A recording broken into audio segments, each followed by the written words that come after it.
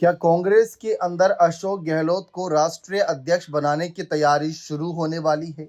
क्या मल्लिकार्जुन खड़गे अब संन्यास लेकर खुद गहलोत साहब को अपना अध्यक्ष पद सौंप देंगे? ये सवाल आज क्यों उठ रहे हैं?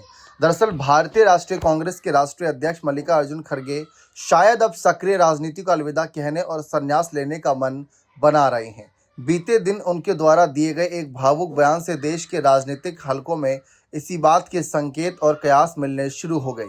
दरअसल खड़गे को कर्नाटक से उच्च सदन यानी राज्यसभा के लिए एक बार फिर निर्विरोध सांसद चुन लिया गया। बेंगलुरु में निर्वाचन अधिकारी से अपनी जीत का आधिकारिक प्रमाण पत्र प्राप्त करने के तुरंत बाद उन्होंने मीडिया कर्मियों से विस्तृत बातचीत की। इस दौरान उन्होंने खुद को राज्यसभा के लिए पुनः निर्वाचित करने के लिए कांग्रेस के सभी विधायकों और सांसदों का दिल से आभार जताया। इसके साथ ही उन्होंने कांग्रेस संसदीय दल की नेता सोनिया गांधी के प्रति भी अपनी गहरी कृतज्ञता व्यक्त की और अपनी लंबी राजनीतिक पारी के भविष्य को लेकर एक ऐसा बयान दिया जिसने सबको चौंका दिया। संसद के उच्च सदन के लिए चुने जाने के बाद मीडिया से मुखातिब होते हुए खड़गे साहब ने कहा कि अपने पुराने दिनों को याद किया। उन्होंने कहा कि यह मेरे संपूर्ण राजनीतिक जीवन का 13वां चुनाव है।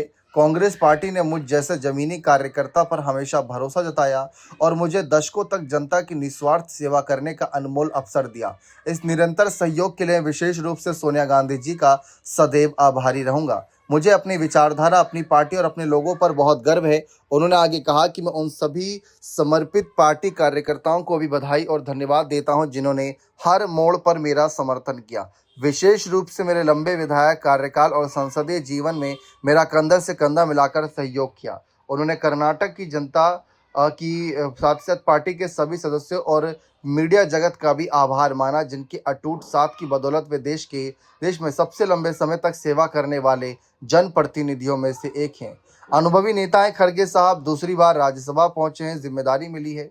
मनमोहन सरकार में भी कैबिनेट मंत्री रहे थे, लेकिन उनका ये बयान सुनकर बहुत सारे राजनीतिक विश्लेषकों को लग रहा है कि कहीं वह संन्यास लेने पर तो विचार नहीं कर रहे, क्योंकि देखा जाए तो मल्लिकार्जुन खड़गे साहब की उम्र को लेकर भी और उनके स्वास्थ्य को लेकर भी समय समय पर चर्चा होती है, जिसकी वजह से कई बार किसी राजनीतिक कार्यक्रम से भी वह दूरी बनाए रखते हैं। 83 वर्ष के हो चुके हैं, बहुत लंबी उम्र होती है।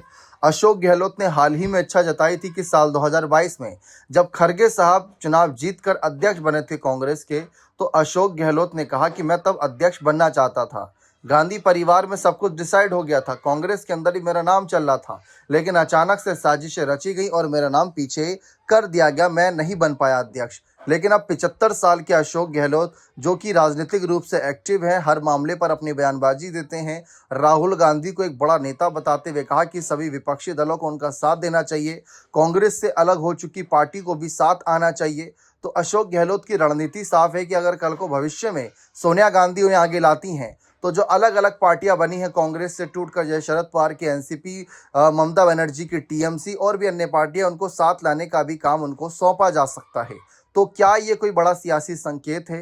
क्या एक बार फिर से 2022 वाला ही नज़ारा देखने को मिल सकता है कि गहलोत साहब को अध्यक्ष बनाने की तैयारी और पायलट साहब को सीएम फेस बनाने की तैयारी अंदर खाने चल रही हो? क्योंकि इसके अतिरिक्त तो कुछ नज़र नहीं आ रहा है। और सवाल भी ये बहुत बड़ा है कि गहलोत साहब का रिप्लेसमेंट कांग्रेस में कौन नजर आ रहा है? भविष्य में कौन अध्यक्ष बन सकता है? क्या राहुल खुद ही कमान संभालेंगे या कोई और? अपनी राय कमेंट सेक्शन में जोड़ दीजिएगा। बहुत बहुत शुक्रिया।